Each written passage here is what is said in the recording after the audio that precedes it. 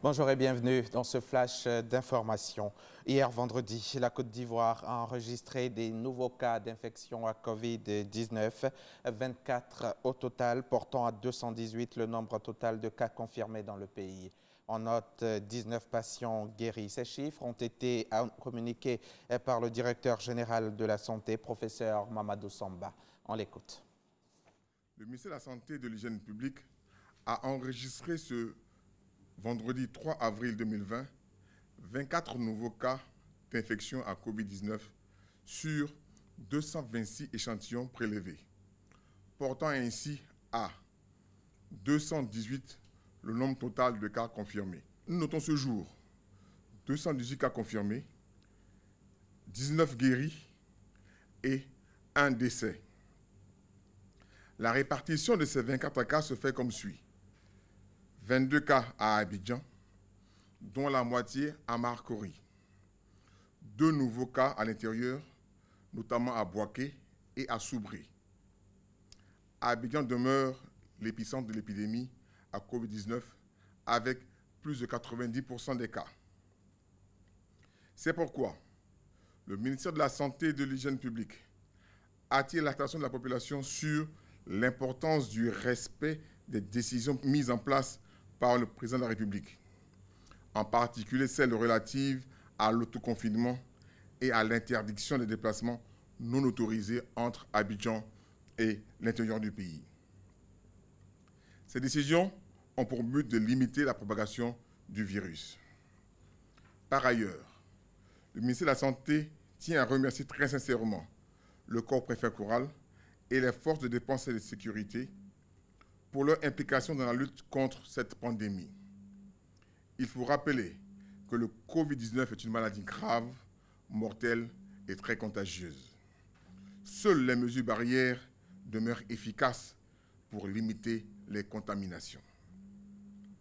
Devant l'apparition de signes tels que la toux, la fièvre et ou les difficultés respiratoires, il faut contacter de toute urgence les numéros gratuits suivants: le 143, le 101, le 125 et le 119. Le gouvernement, à travers le ministère de la Santé et de l'Hygiène publique, remercie et félicite tout le personnel de santé pour son dévouement et son professionnalisme dans la lutte contre cette pandémie. La ministre Maria Tokone offre un important lot de kits sanitaires aux populations de Boundiali dont elle est maire. Un don composé de gel hydroalcoolique, de savon et d'équipements pour le lavage des mains qui a été fait donc au leader d'opinion, responsable et chef de service de l'administration de la commune. L'objectif est bien sûr de barrer la route au coronavirus, empêcher son entrée dans la région de la Bagoué. Le reportage d'Ami Sissoko à suivre dans le 13h.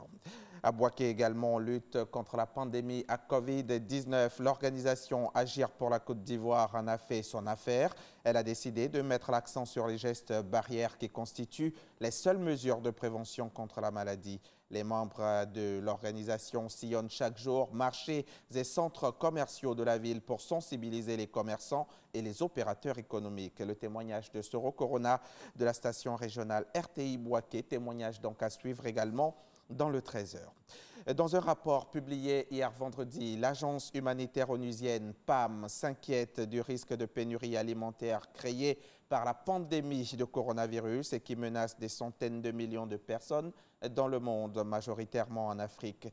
L'état des stocks n'est pas alarmant, les denrées existent, mais le problème est davantage lié aux difficultés de transport, conséquence des mesures de confinement qui ralentissent par exemple le transport maritime ou encore au comportement irrationnel constaté sur les marchés. Le PAM, le Programme alimentaire mondial, indique donc se préparer au pire, même si pour le moment aucune pénurie n'est constatée nulle part.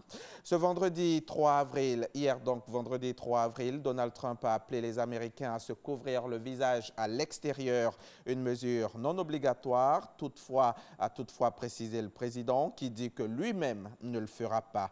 Cette annonce intervient quelques jours après le même appel du maire de New York, la ville la plus touchée par l'épidémie. Et en appelant les gens à se couvrir désormais le visage à l'extérieur, les autorités espèrent sans doute freiner l'épidémie dont le pic est attendu d'ici la fin du mois. Le coronavirus a déjà tué 7400 personnes aux États-Unis d'Amérique.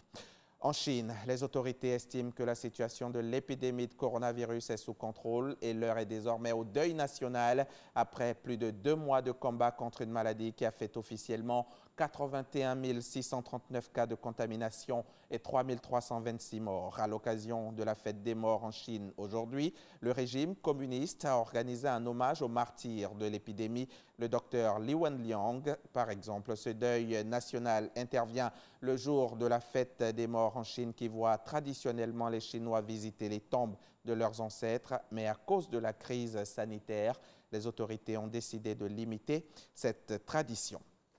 On s'arrête là. Le journal de 13h, c'est à suivre donc sur RTI1, la chaîne Kiras.